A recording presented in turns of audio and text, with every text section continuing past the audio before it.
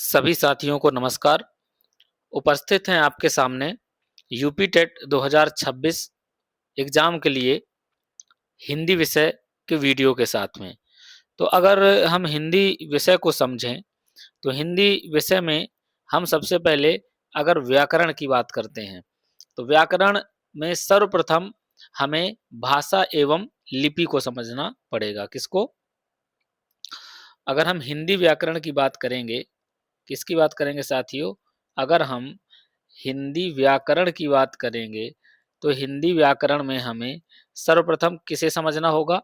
भाषा और लिपि को समझना होगा कि ये क्या चीज होती है। भाषा एवं लिपि क्या होती है, हम पहले इसे समझेंगे। और जब हम ये चीज समझ लेंगे कि भाषा और लिपि क्या होती है, इसके बाद हम आगे व्याकरण को समझने का प्रयास करेंगे। तो अगर हम भाषा को समझने का प्रयास करें, सर्वप्रथम अगर हम भाषा को समझने का प्रयास करें कि भाषा क्या होती है साथियों, तो हम लोग अपने विचारों के आदान प्रदान के लिए क्या है, अगर हम परिभाषा को समझें सरल शब्दों में, हम लोग अपने विचारों के आदान प्रदान के लिए, अपने विचारों के आदान प्रदान के लिए, आदान प्रदान के लिए जिस साधन का प्रयोग करते हैं, क्या है? जिस साधन का प्रयोग करते हैं, जिस साधन का प्रयोग करते हैं उसे क्या कहते हैं? भाषा कहते हैं। क्या कहते हैं? उसे हम भाषा कहते हैं। उसे भाषा कहते हैं। मतलब हम अपने विचारों का आदान प्रदान जिस रूप में करते हैं उसे हम क्या कहते हैं? भाषा कहते हैं। और अगर हम सरल शब्दों में समझने का प्रयास करें तो भाषा क्या हो जाएगी? भाषा हो जाएगी वैचारिक विनिमय का साधन। क्या हो जाएगी? विचारों के विनिमय का साधन। क्या हो जाएगी? भाषा हो जाएगी विचारों के विनिमय का साधन। विचारों के विनिमय का साधन। विनिमय का साधन। आशा है सभी को जो ये परिभाषा है भाषा की, ये समझ में आ रही होगी। और अगर हम अब भाषा के रूप की बात करें, किसकी बात करेंगे? भाषा के रूप की बात करेंगे कि हम किस प्रकार से भाषा का प्रयोग करते हैं। तो अगर हम इधर से भाषा के रूप समझने का प्रयास करें, क्या?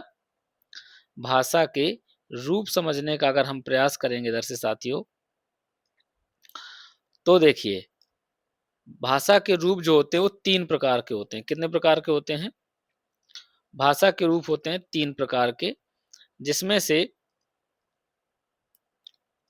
पहला रूप होता है मौखिक भाषा। क्या होता है? जो पहला रूप होता है वो होता है मौखिक भाषा। मौखिक भाषा, ठीक है। इसके बाद दूसरा क्या हो जाएगा? लिखित भाषा। लिखित भाषा। इसके बाद तीसरा क्या हो जाएगा? तीसरा हो जाएगा सांकेतिक भाषा।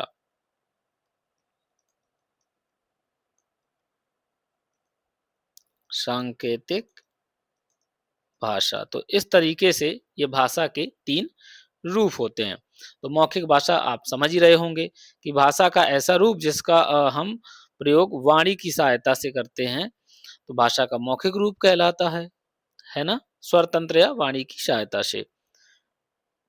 और यह भाषा का मूल रूप कहलाती है। क्या कहलाती है? अगर हम इसे समझें तो इसे क्या कहते हैं? भाषा का मूल रूप।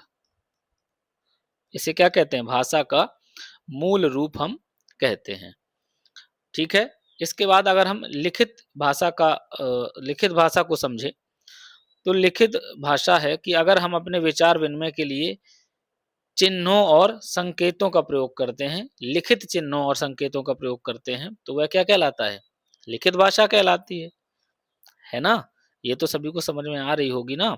और लिखित रूप को हम आगे आने वाली पीढ़ियों के लिए भी संरक्षित कर सकते हैं या रख सकते हैं। और तीसरा नंबर है सांकेतिक भाषा। तो अगर हम सांकेतिक भाषा को समझें तो अपने विचारों को व्यक्त करने के लिए हम क्या करें? संकेतों का, शारीरिक हाव-भाव का प्रयोग करें, तो यह कहलाता है सांकेतिक भाषा, या भाषा का यह रूप क्या कहलाता है? सांकेतिक भाषा कहलाता है। ठीक है ना? तो इस तरीके से हमने आपको भाषा के जो 3 रूप हैं, वो समझाने का प्रयास किया। अब हम आगे समझेंगे साथियों लिपि को। किसको समझेंगे? आगे अब हम समझेंगे लिपि को, कि लिपि क्या होती है। ठीक है ना? तो अब हम इधर आगे देखेंगे लिपि। क्या समझेंगे? लिपि क्या होती है, हम आगे इधर ये समझेंगे। अगर हम लिपि को समझें इधर से, चलिए इधर लिपि को हम देखते हैं। तो अपनी भाषा को हम लिखित या स्थायी रूप देने के लिए लिपि को समझें, तो अपनी भाषा को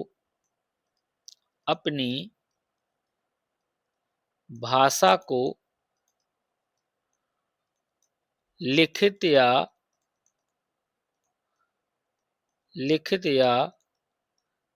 स्थायी रूप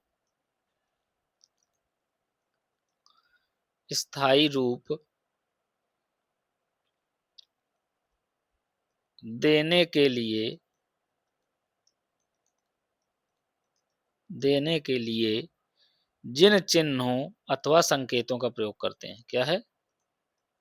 जिन चिन्हों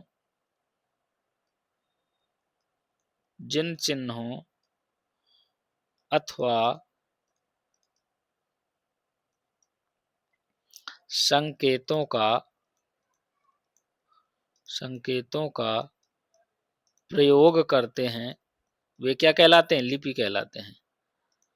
प्रयोग करते हैं, क्या कहलाते हैं? लिपि कहलाते हैं। लिपि कहलाते हैं। आशा है सभी को समझ में आ रहा होगा कि अपनी भाषा को हम लिखित या स्थायी रूप देने के लिए जिन चिन्हों अथवा संकेतों का प्रयोग करते हैं, लिपि कहलाते हैं। ठीक है? और एक ही लिपि का प्रयोग एक से अधिक भाषाओं को लिखने के लिए किया जा सकता है। ठीक है? जैसे हिंदी व संस्कृत के लिए, जैसे अगर हम समझें इधर से, हिंदी व संस्कृत के लिए हम लोग कौन सी लिपि का प्रयोग करते हैं? देवनागरी लिपि का। कौन सी लिपि का प्रयोग करते हैं? देवनागरी लिपि का प्रयोग करते हैं। देवनागरी लिपि का प्रयोग करते हैं। ठीक है? तो ये प्रश्न चूंकि पूछे जाते हैं टीटी एग्जाम में, इस वजह से हमने इस टॉपिक को आपके सामने समझाने का प्रयास किया। और दूसरा प्रश्न इसमें एक पूछा जाता है कि देवनागरी लिपि का विकास किस लिपि से हुआ है?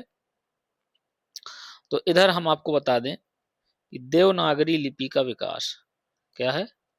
देवनागरी लिपि का विकास ब्राह्मी लिपि से हुआ है। किससे हुआ है? ब्राह्मी लिपि से हुआ है। आपको ये याद रखना है साथियों कि देवनागरी लिपि का विकास किससे हुआ है? ब्राह्मी लिपि से हुआ है। ठीक है? चूंकि ये प्रश्न पूछा गया है, इस वजह से हमने आपको ये प्रश्न बताया कि देवनागरी लिपि का विकास किस लिपि से हुआ है, ब्राह्मी लिपि से हुआ है। अब हम भाषा का जो संवैधानिक दर्जा है, इसको हम समझने का प्रयास करेंगे कि भाषा का संवैधानिक जो दर्जा है वो किस प्रकार, किस अनुच्छेद से प्राप्त हुआ।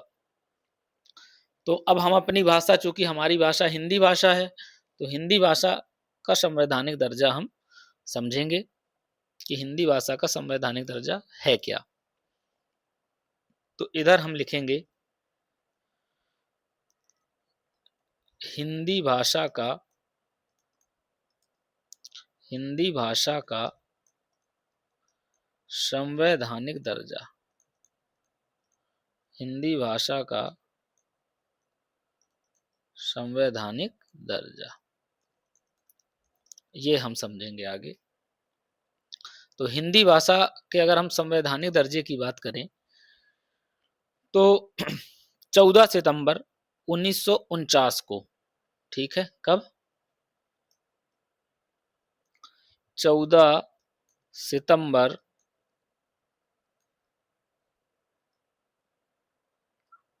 1949 को राजभाषा के रूप में स्वीकृत किया गया। किसके रूप में? राजभाषा के रूप में स्वीकृत किया गया। ठीक है, ये पॉइंट हमें याद रखना है।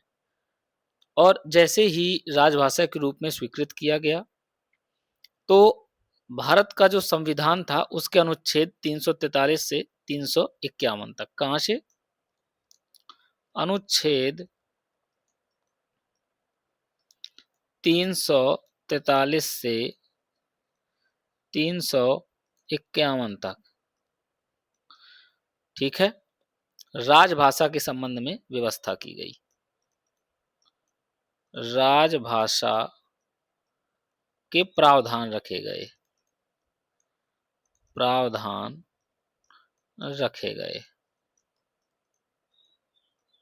ठीक है, ये भी हमें याद रखना है, ये पॉइंट भी हमें याद रखना है दोनों। अब हम लोग हिंदी दिवस मनाते हैं तो 14 सितंबर को ही हम लोग क्या मनाने लगे? हिंदी दिवस मनाने लगे। 14 सितंबर को हम लोग क्या मनाते हैं? हिंदी दिवस मनाते हैं। हिंदी दिवस मनाया जाता है, ये भी हमें याद रखना है, ठीक है। तो अब हमें ये समझना है कि भारत का जो संविधान है, क्या? भारत का संविधान या भारत के संविधान के अनुच्छेद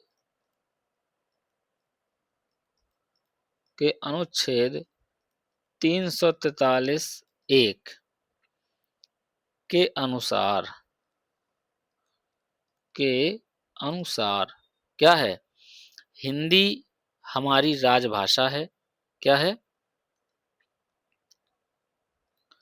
हिंदी राजभाषा है और लिपि क्या है? देवनागरी है। और लिपि देवनागरी है। तो ये हमें पॉइंट याद रखना है, ठीक है। और एक प्रश्न और पूछा जाता है कि हमारे भारतीय संविधान की 8वीं अनुसूची में, ठीक है, ये प्रश्न पूछा जाता है कि भारतीय संविधान की 8वीं अनुसूची में कितनी भाषाएं हैं? भारतीय संविधान की 8वीं अनुसूची में, 8वीं अनुसूची में कितनी भाषाएं हैं? तो साथियों 22 भाषाएं। कितनी भाषाएं हैं? 22 भाषाएं हैं। तो ये भी हमें याद रखना है, क्योंकि ये प्रश्न बहुत ही इम्पोर्टेंट। तो आशा है सभी को इतनी चीज़ें समझ में आई होंगी, जो कि हिंदी भाषा और उसके रूपों से संबंधित, लिपि से संबंधित और हिंदी भाषा के इतिहास से संबंधित हमने आपको समझाने का प्रयास किया। और इसके आगे अब हम पढ़ेंगे वर्ण विचार, मतलब वर्णमाला को हम समझेंगे हिंदी भाषा की। तो आज का वीडियो यहीं समाप्त करते हैं। सभी लोग अपनी तैयारी बनाए रखिए। मिलते हैं आपसे अगले वीडियो में। नमस्कार।